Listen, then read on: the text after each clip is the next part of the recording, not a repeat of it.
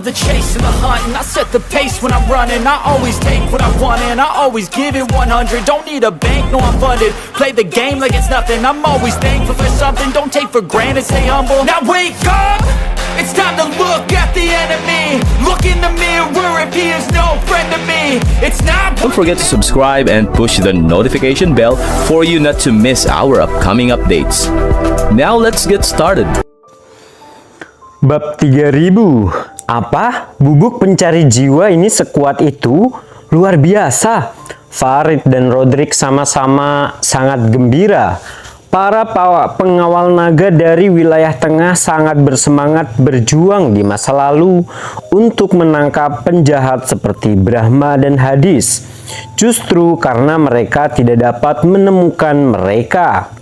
Bahkan dengan tenaga dan sumber daya yang besar untuk melacak mereka, mereka akan berlari lebih dulu, sehingga sangat sulit bagi organisasi Drakmar untuk menangkap penjahat.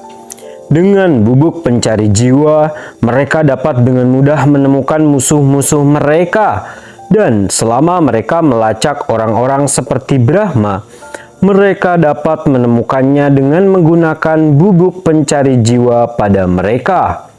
Inilah betapa pentingnya bubuk pencari jiwa bagi mereka. Ketika Iwan mengatakan dia ingin menjatuhkan Brahma, mereka semua tadinya berasumsi bahwa Iwan sangatlah sombong. Yang membuat mereka bingung, Iwan memiliki penemuan yang begitu hebat. Jika Iwan benar-benar bertemu dengan Brahma, dia dapat dengan mudah menangani penipu Brahma, meskipun dia tidak dapat mengalahkan Brahma sama sekali.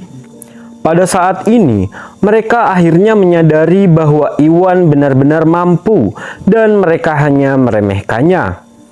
Tuan Cahyadi, Tuan Nailun, saya tidak mempunyai bubuk pencari jiwa banyak, jadi saya hanya bisa memberikan sedikit kepada organisasi Drakmar di wilayah selatan dan tengah.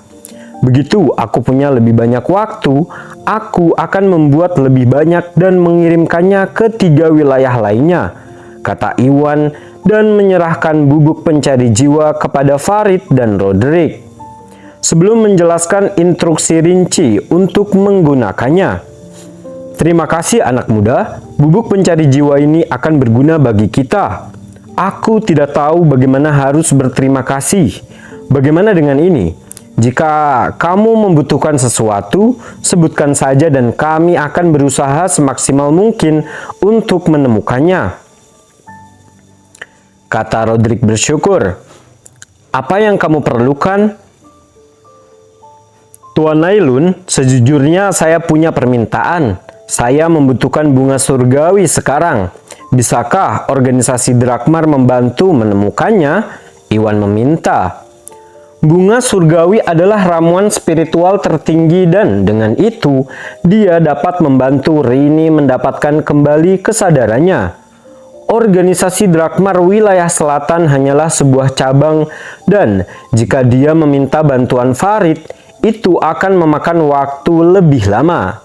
Jika organisasi Drakmar dari wilayah tengah dapat membantu, akan lebih mudah untuk menemukannya. Bunga surgawi? Tentu, tidak masalah. Begitu aku kembali ke wilayah tengah, aku akan mengatur seseorang untuk mencari bunga surgawi.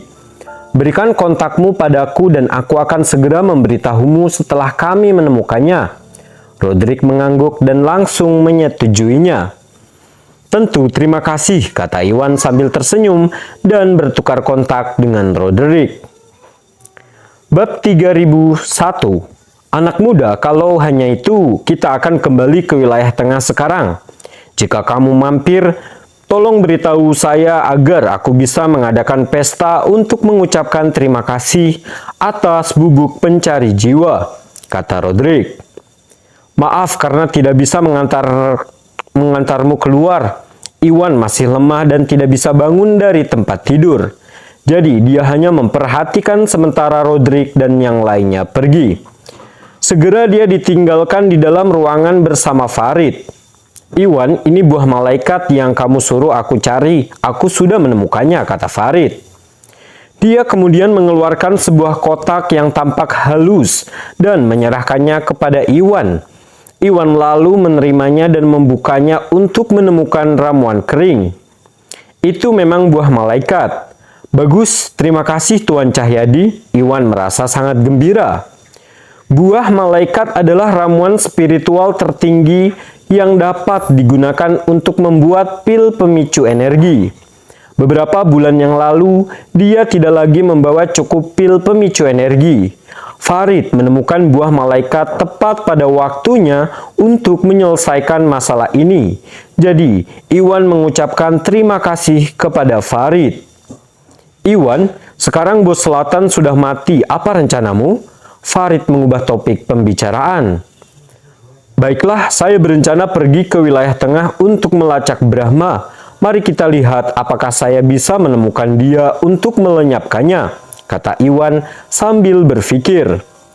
Dengan kematian bos selatan dan bos barat ditangkap oleh organisasi Drakmar, operasi grup Bio Farma di wilayah selatan dan barat diamankan.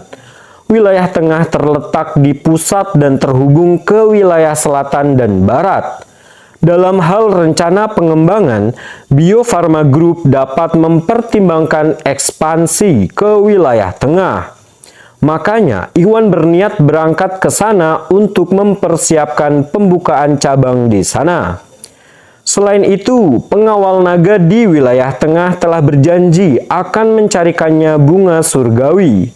Jika dia menuju ke wilayah pusat, dia bisa mendapatkan bunga surgawi lebih cepat untuk mengobati Rini. Selain itu, ia juga dapat menggunakan kesempatan ini untuk melacak Brahma dan membalas dendam atas nama pihak lain.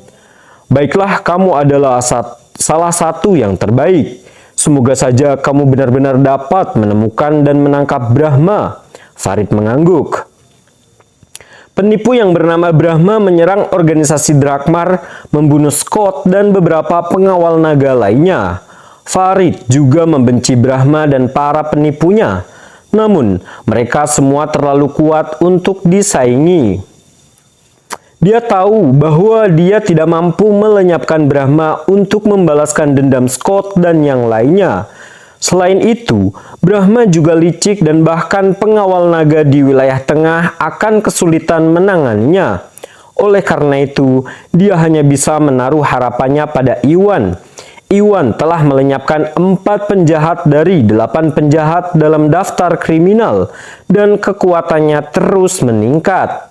Jika Iwan menuju ke wilayah tengah, dia mungkin akan melacak Brahma dan berhasil melenyapkan Brahma dengan bantuan penjaga naga di sana.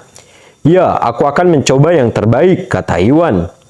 Baiklah, kamu sepertinya kurang sehat, jadi aku tidak mau mengganggu istirahatmu. Aku akan pergi sekarang. Jika ada hal lain yang kamu perlukan, datanglah ke markas dan cari saya.